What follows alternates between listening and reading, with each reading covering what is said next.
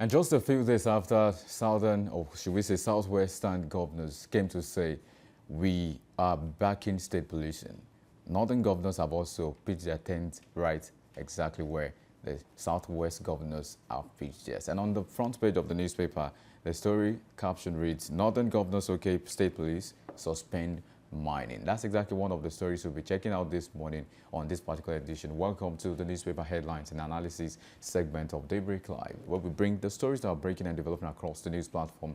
We check the stories that are making the rounds, the high points, the low points, and we pinpoint every one of those stories. We'll get into the print, particularly the Vanguard newspaper. But before then, let me make welcome on this podium as well today, Victor Akinleye. It's good to have you. Good morning to you. Good morning, sir. How are you doing? Very well. Thank you. You look very good today. Thank you. As usual. Thank So let's get straight into the stories. Vanguard newspaper has it boldly written that northern governors okay state policing, suspend mining. Oh, that's all. You probably find this on many newsprints. It's making the bold caption, making the front page of many newspapers this morning. So we'll get into that conversation earnestly on the Vanguard newspaper, especially with Victor now. Victor, this seems like the way to go for the northern governors, saying they also want to pitch their tent where southwestern governors have said, you know what, state policing is the order of the day, and that's what we should follow. It seems state policing eventually will become a national consensus. But what do you make of all of this? That's the excuse me. That's the way to go. If you for some years now, that has been a major discussion in the community, in the society, that the Nigerian police do not have, or does not have, the body now does not have enough human resources. So, and the recruitment process, their recruitment process has always been less standard. So, we need more hands in that organization. And maybe just to add to that, recall that recently the federal government, Tinubu-led administration said they were going to court. Of course they did. And they are asking people to be the whistleblowers. If you see police officers with just anybody, you should blow your whistle to say there's been a particular circular in the country that VIPs should not have attached to them police officers because we need them to do something else than what they are doing. But exactly, let's take it from the different angles now.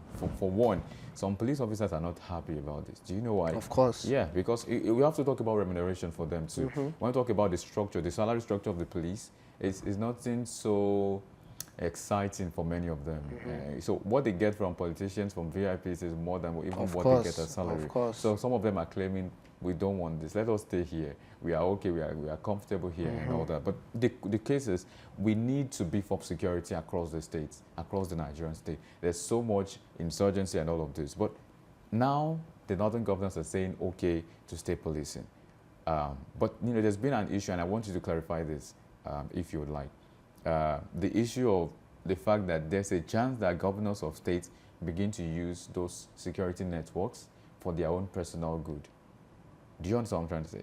So there's a chance that the control, because who gives the order? Who gives the control to, state policemen or state police department, if not the governor of that state, because they respond, or of the commissioner of police and then the governor.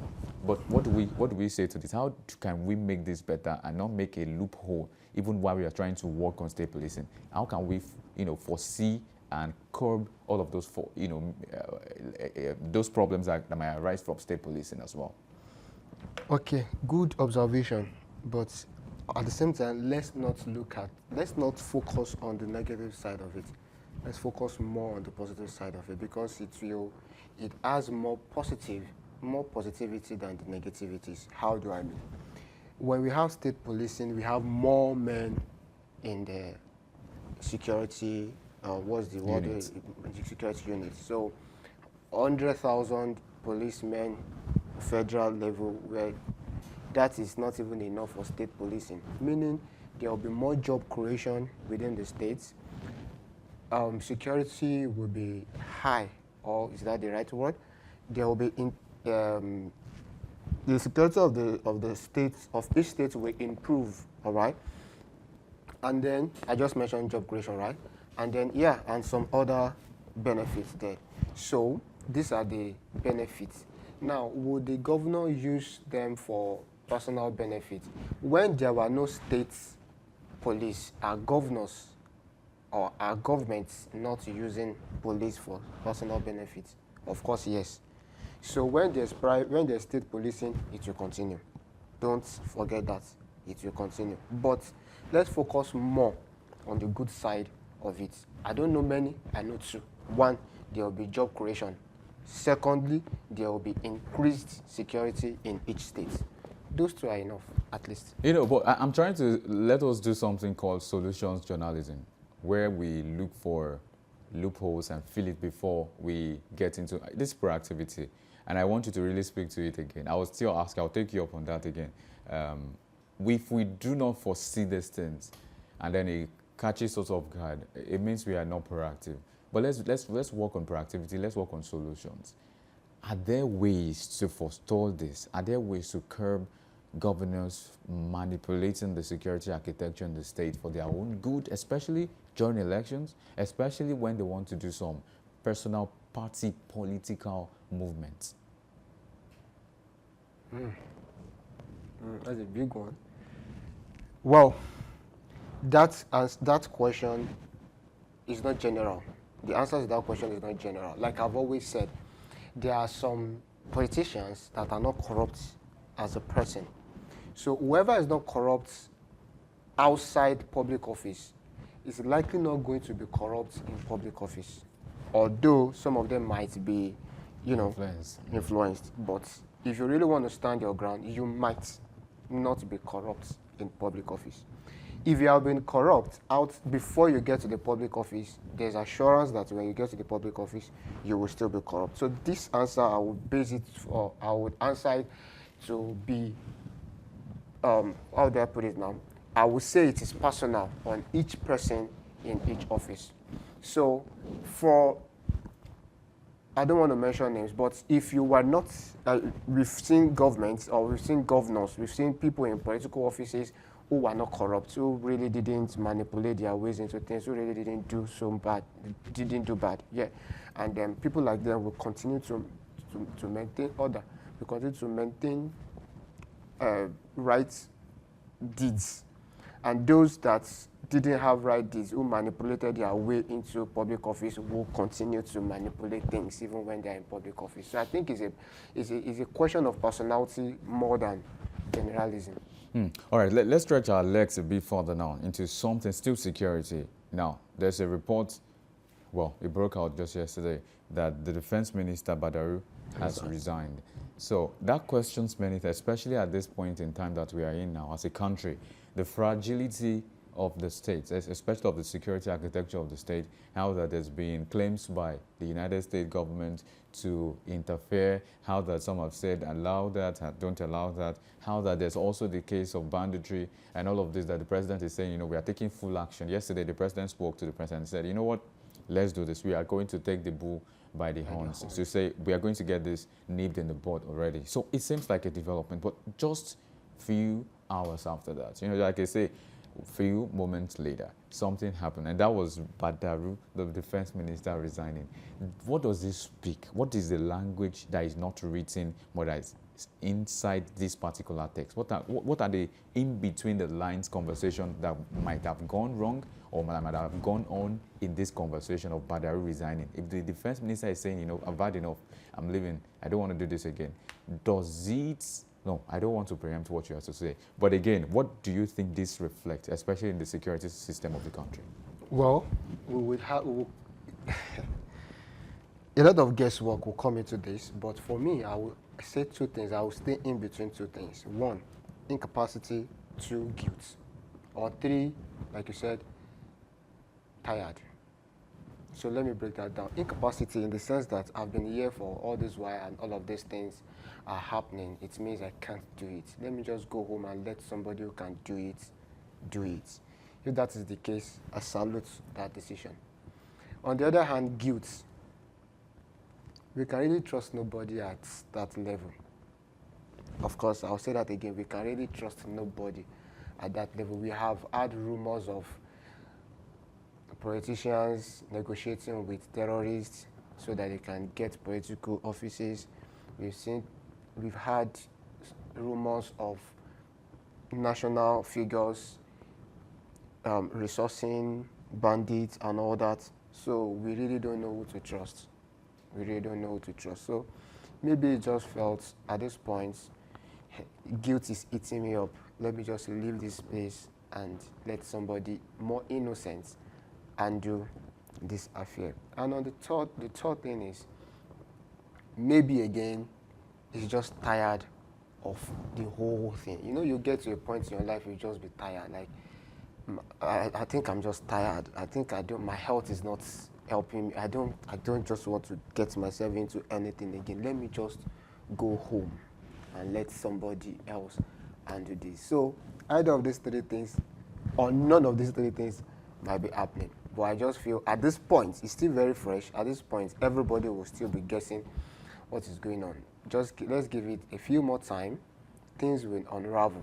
The truth will unravel. Lies will also unravel. So, you know, well, it's coming at a time when there's also another story, right, in our very eyes, especially about the claims by Ribadu saying that, you know, United States, France, UK, and some other persons are backing with technical support. That's exactly according to Ribadu, and it's on the Vanguard newspaper, particularly page 8 this morning. So we have all of that, and then the resignation. But like you said, we'll keep our fingers crossed and see what becomes of this. There's going to be a press release about this, then we'll get to see this. Now let's talk bilateral relations, especially in the African sector, to think about Nigeria protects Guinea-Bissau's opposition candidate. That's about the coup that is in Guinea-Bissau. Let's just stretch a bit further into Guinea-Bissau. You know, the former president, Ebele Jonathan Goodluck, came back to Nigeria after he was caught in that particular tension at the time. Then he came back to say he made likely that the issue in Guinea-Bissau was not really a coup, it was more of a democratic kind of coup, because he was saying it wasn't really straightforward, you know, because the president announced right before the coup came to be. But exactly the case, I want to ask you simply, especially as it concerns the country Nigeria, are we leading by examples? And are we doing the right, especially in the ECOWAS body?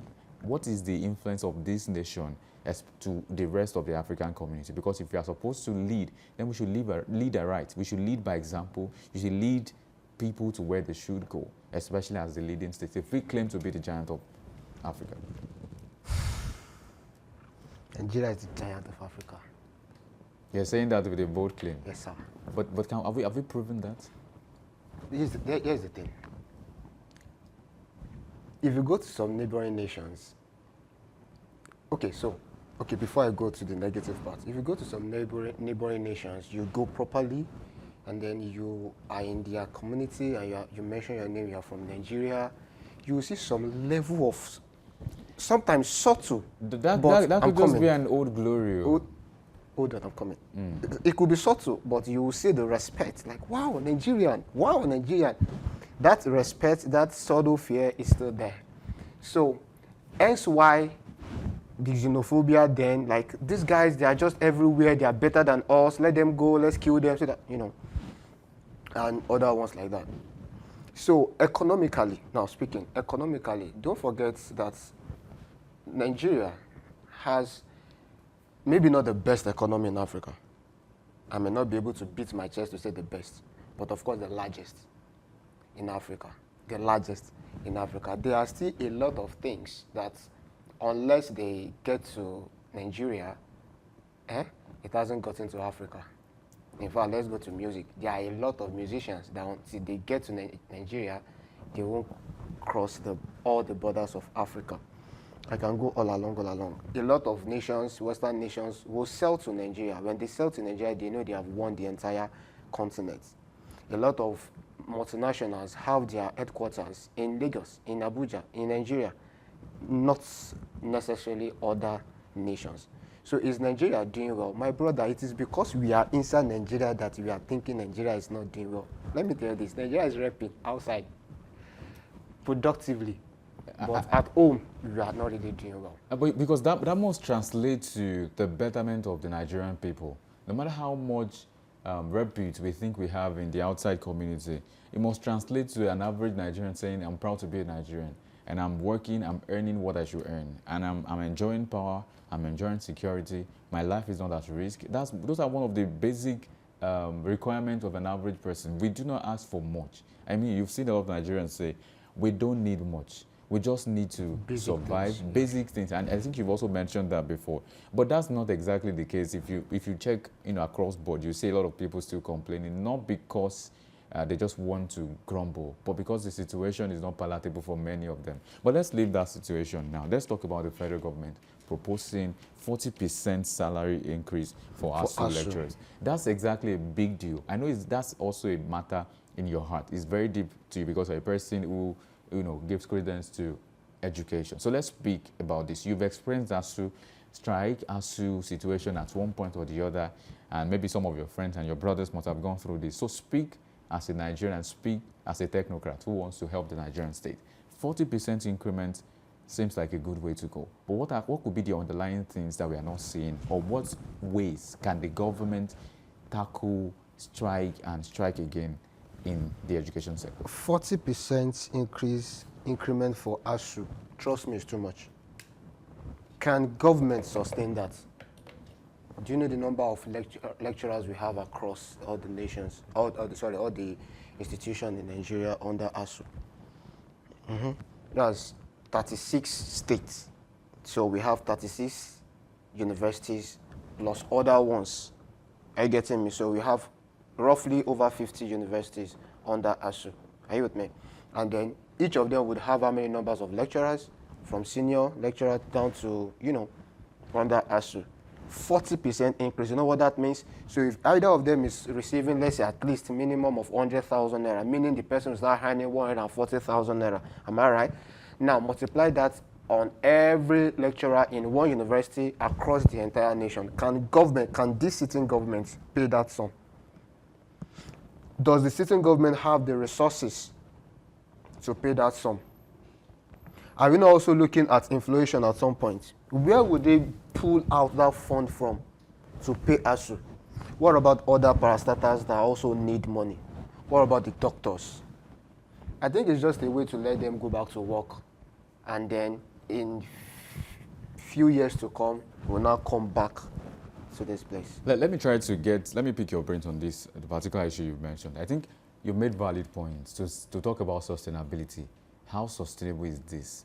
But again, maybe you are also speaking, let me be sure you're not speaking from the sense of we do not have enough, especially in the government's coffers, to spend. We don't have that much to spend. But I'm thinking, what if we have enough to spend for education, enough to spend for resident doctors, enough to spend for every facet of economy?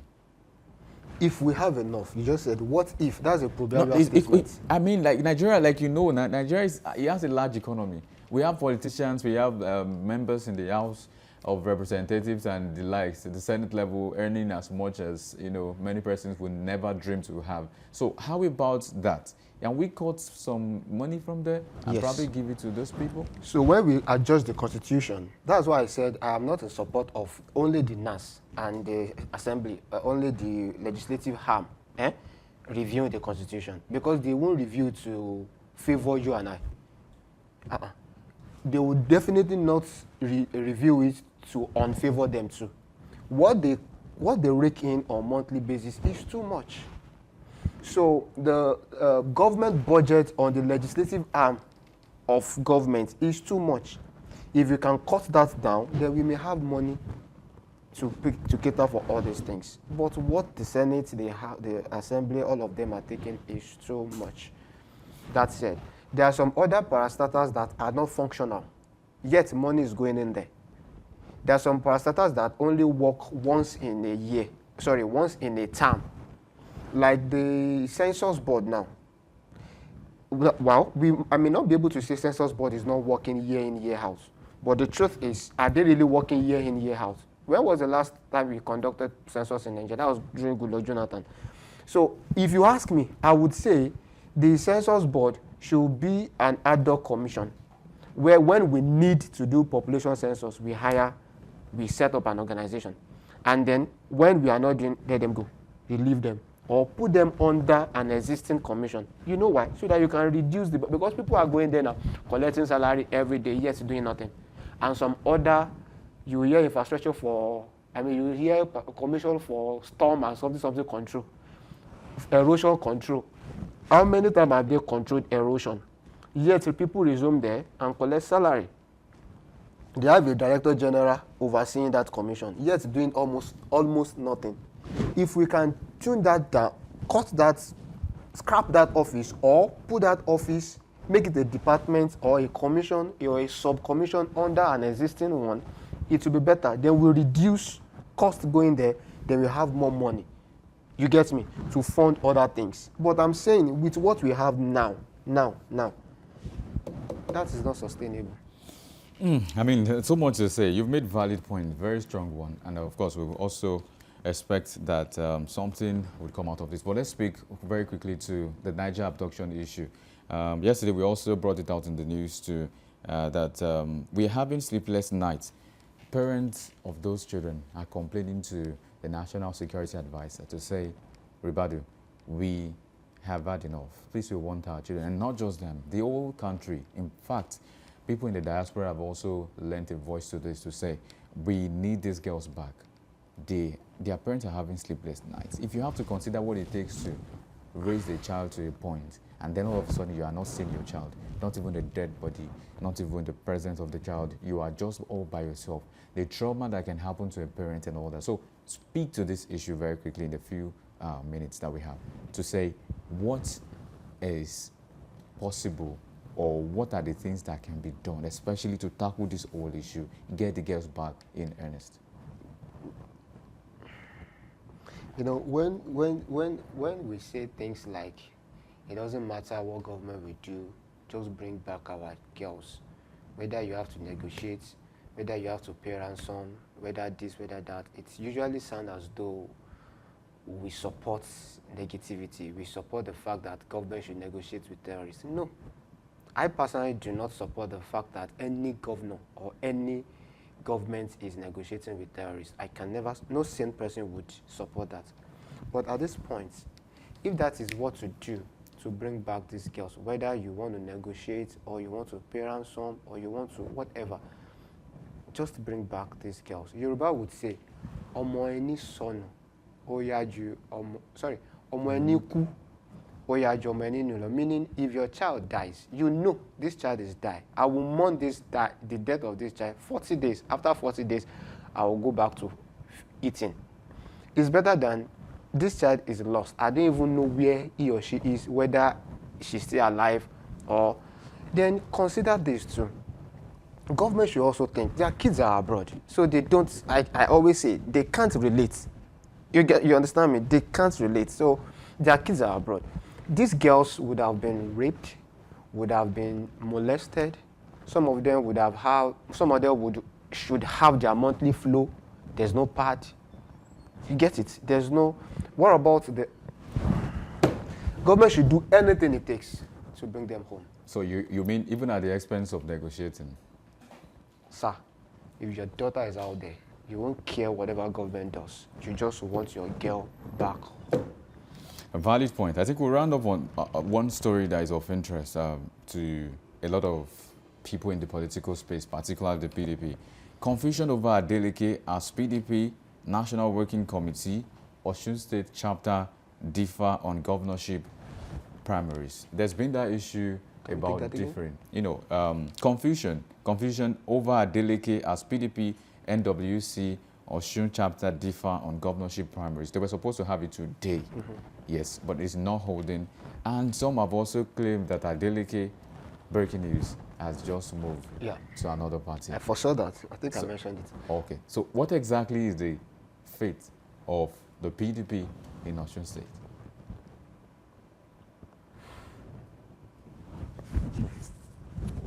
They have a bad fit, because obviously Adeleke, do I really want to say this? Adeleke, every governor would want a second term. Virtually every governor would want a second term. And with the look of things, he realizing that his second term is not sure if he remains in the party, whether because of federal might or because of some state level contentions. he may have to decamp. That's number one. Number two, did you hear this news? I don't know if you heard this news that Governor, what's his name now? Adeleke and his older brother, who is not in, flew to meet Tinubu, or Tinubu invited them, President invited them, I think for a meeting and all that and all that. That was all we had. And then, Kujogate, sorry, here and there it happened. Then Adeleke didn't come or didn't go to PDP convention, national convention that held in Ibadan, Oyo State. And my question was, why didn't he go? What was the meeting with the president for? Why was his brother in that meeting and all that and all that? So, my dear brother, like I said like sometimes ago, that the sitting president or the federal government will do everything. No, let me put it this way. The ruling federal political party will do everything humanly possible to destroy PDP, because PDP is the only party that can contest against them. So whether they would, of course, not only Adeleke now. I had some news some days ago from an honorable in the APC that two governors, I won't mention their names, two governors, they are waiting for them to decamp to APC. So, I say it again, APC will do everything possible to ensure PDP doesn't stand, because it is only PDP that can contest against them. So once they destroy the party, what is left? Okay, Akim Baba Ahmed said something quite notable. He said Tinubu shouldn't seek re-election. He can't run this government. That's an opinion of Akim Baba Ahmed. What do you make of this? That he can't run this government. You said it is his opinion. But truthfully, can he run the government? What do you think? What we've seen is what I think. Or what have you seen? Everything we've seen. Well, no, I need you to put the word to it. Bad economy, inflation, insecurity. Goodluck Jonathan cried for insecurity. We thought he was a bad president, that his government was bad. We didn't have it this bad. Dollar wasn't this high than Naira. Come on. But what do you think, if someone else could have been the president, what do you think could have happened in the space of 3 years or 4? Well, someone else like who? I wouldn't know, but if you have an angel in mind, maybe someone like a figure in your mind to say, this person can save Nigeria, what do you expect the person to do in 3 years? Considering the state of the deplorable state of the state. The thing is this. When Buhari was president, we always think Buhari was not capable of doing a lot of things. If you go back to check Buhari's, to review Buhari's government, Nigeria wasn't this bad. Nigeria wasn't this bad. No. There were a lot of changes Buhari effected. Yes, that might not be as public as you might think, but he effected some changes. But then you came, and then in 3 years, it's up to 3 years, and then inflation, insecurity, bad economy. Do you know the number of people that have left this nation, and those that cannot even now live again because there is no money to live? You understand? People are literally stuck. Businesses are really going down by the day because of increase in dollar exchange rate, increase in exchange rate. Businesses are crying. I do business, and an average businessman cries every day. Your career people, their salary is not enough to buy stuff on the market again. In just 2 years. I mean, there's so much to unfold, especially with this conversation. But for want of time, we have to switch on to the next. Thank you very much, Victor Akinlani, for coming to the studio today. Thank you for having me. And of course, we now switch our gears and focus to the big story. Of course, the Muslim presidency debate is something to talk about with Samson and Oluwakemi Ademola. Stay with us, and we'll be back shortly after this break.